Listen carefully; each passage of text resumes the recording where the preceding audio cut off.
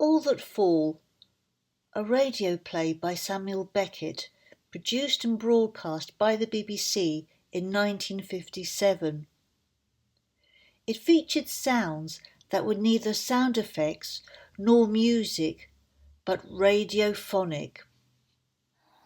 The setting, rural Ireland.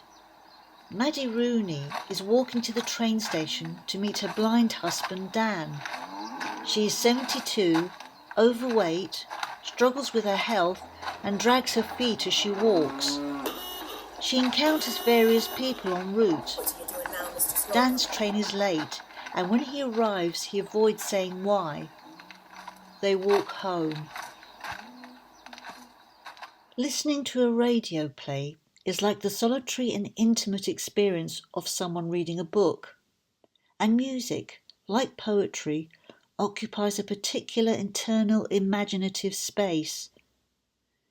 For Beckett, the idea for the play first came out from sounds emerging from the dark.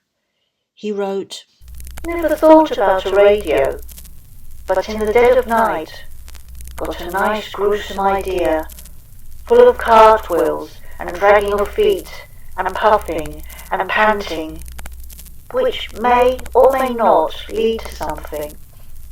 For the BBC Drama Department, the collaboration meant using specialist sound production techniques, and with Beckett's imagination would demonstrate these creative possibilities.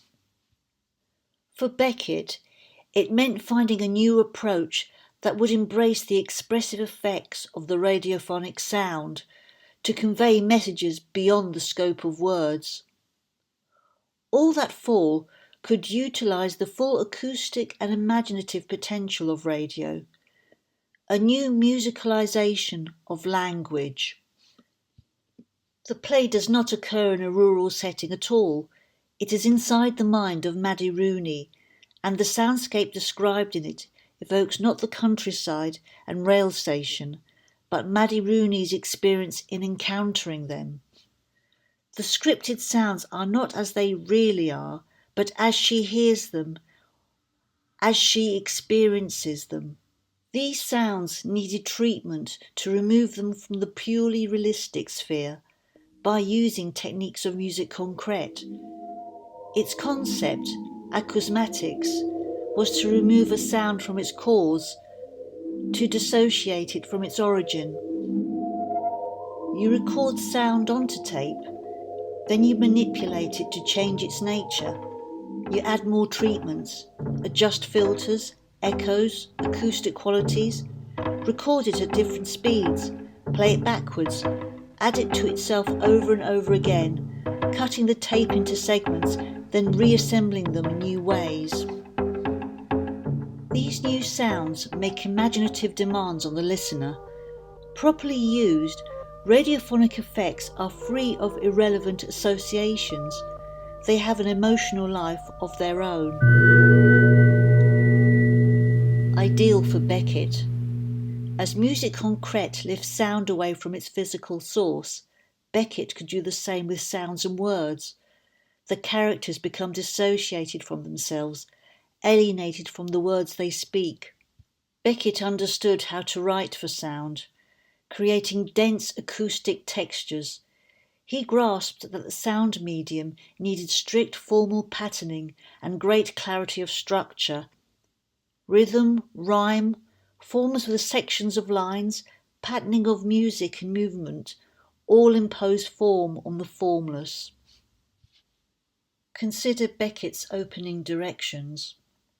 Rural sounds, sheep, bird, cow, cock, severally, then together, silence. Mrs. Rooney advances along a country road towards railway station. Sound of her dragging feet. Music faint from house by way. Death and the maiden. The steps slow down. Stop. Consider the rhythmic composition. 4 animals, corresponding exactly to the 4 in a bar meter of Maddie Rooney's walk. It continues to follow a simple drum rhythm, a steady percussive beat.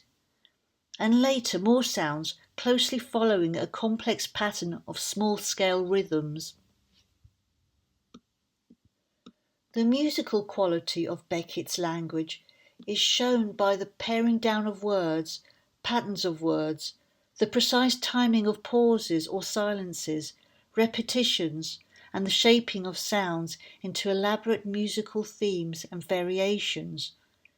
Beckett's notebooks, full of precise stage directions regarding the timing of pauses, rhythm, tempo, duration, tone, pitch, all draw attention to the resonant qualities of the words. Silences have a deliberate purpose, boring one whole after another in language until you reach the complete dissolution of language, leaving just sounds.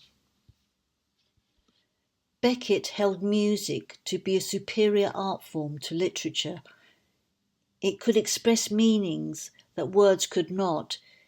He writes, "Literature has to be freed from the lazy old ways so long ago abandoned by music, the unword."